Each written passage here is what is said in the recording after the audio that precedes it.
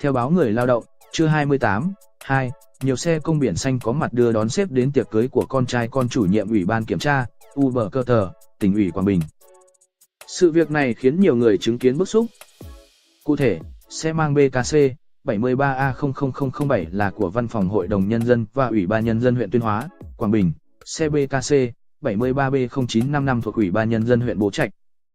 Tiếp đến xe BKC 73B0863, đơn vị đăng ký là Ban Quản lý Dự án Khu vực chuyên ngành Giao thông Vận tải thuộc Sở Giao thông Vận tải Quảng Bình, xe BKC 73A00384 thuộc sở hữu của Bảo hiểm xã hội tỉnh Quảng Bình. Ông Nguyễn Trần Quang Chánh Văn phòng Ủy ban Nhân dân tỉnh Quảng Bình cũng là một trong những người trực tiếp tham gia bữa tiệc cưới của gia đình chủ nhiệm Ủy ban Kiểm tra tỉnh ủy Quảng Bình nói, thực tế cũng chỉ có khoảng 5-6 chiếc xe biển xanh chứ không có nhiều như nhiều cơ quan báo chí phản ánh ông Quang thanh minh. Ông Quang phân trần, nếu như so với tỉnh khác thì Quảng Bình đã làm tốt hơn rất nhiều, có khi các tỉnh khác còn phải thực hiện theo. Ngày 4 tháng 3, tại ngõ 25 Hoàng Hoa Thám, phường Ngô Quyền, thành phố Nam Định xảy ra một vụ trọng án khiến 4 người thương vong. Thông tin ban đầu, khoảng 4 giờ sáng cùng ngày, Trịnh Viết Ba, SN 1967, trú phường Cửa Bắc, thành phố Nam Định, hành nghề thầy cúng thuê trọ sát nhà ông Được, SN 1940, qua gọi cửa. Thấy người hàng xóm sang lúc rạng sáng, vợ ông Được là bà Mai, SN 1945, mở cửa hỏi chuyện thì bất ngờ bị Ba dùng dao chém gục tại chỗ. Chưa dừng lại, đối tượng tiếp tục xông vào nhà truy sát các thành viên còn lại của gia đình khiến chị Dung, SN 1977, con dâu ông Được, tử vong trong nhà. Ông Được đang ngủ bị chém vào đầu, bất tỉnh. Anh Thắng, SN 1974, con trai ông Được, cùng chú phường Ngô Quyền, bỏ chạy bị đối tượng đuổi theo chém trọng thương. Gây án xong, Trịnh Viết Ba quay vào nhà dùng dao cứa cổ tự sát. Hiện đối tượng và các nạn nhân đang được cấp cứu tại Bệnh viện Đa khoa thành phố Nam Định. Ngôi nhà nơi Trịnh Viết Ba chốt cửa tự sát, đang đóng, và nhà nạn nhân sát vách. Bước đầu cơ quan điều tra xác định nguyên nhân do Trịnh Viết Ba nghi ngờ ông Được bỏ đùa mình nên đã dùng dao truy sát cả nhà hàng xóm.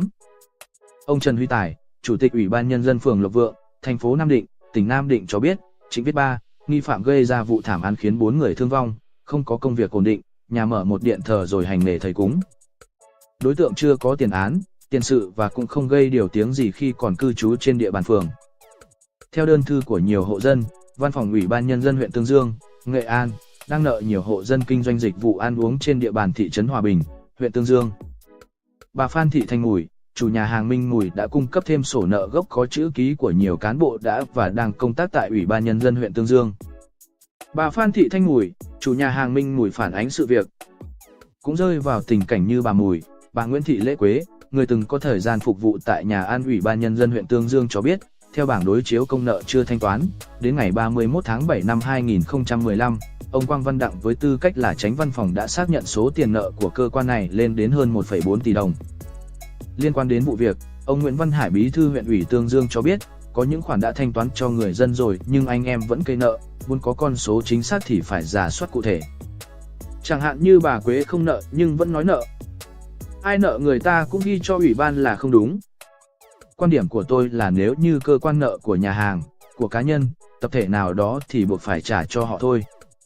Còn chỗ nào vi phạm công tác quản lý tài chính thì phải kỷ luật theo quy định của pháp luật.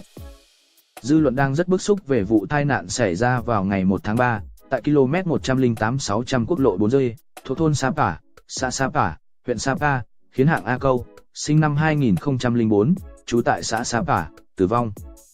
Vào thời điểm trên, hạng A Câu điều khiển xe máy biển kiểm soát 24B2150.50 lưu thông theo hướng Lào Cai Sapa xảy ra va chạm với ô tô 4 chỗ mang BKC 24A02919 do anh Nguyễn Trọng Nghĩa, sinh năm 1989, trú ở thành phố Lào Cai điều khiển chạy hướng Sapa Lào Cai.